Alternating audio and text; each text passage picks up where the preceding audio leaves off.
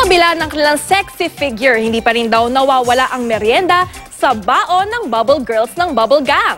Ang healthy at low-calorie nilang sikreto, alamin yan sa aking chika.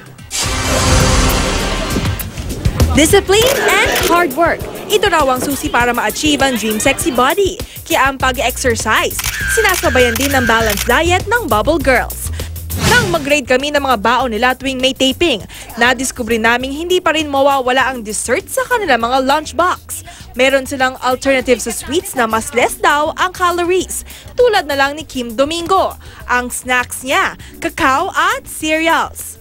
Instead of chocolate, eto na lang kasi mas healthy pa. And then itong cereal, parang instead of chichirya, instead of junk foods yung kainin ko, eto, pinapapak-papak ko lang siya.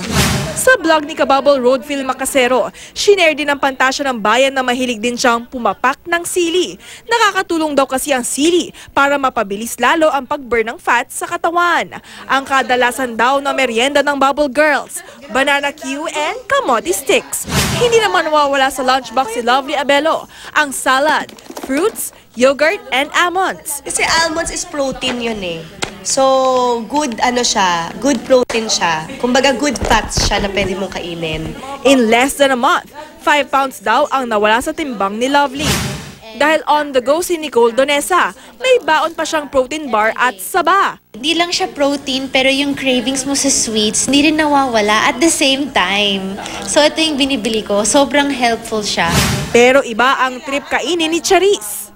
Lemon garlic tinapa. Nasa mga ganitong araw na pagod ka, kumain ka ng nararapat at gusto.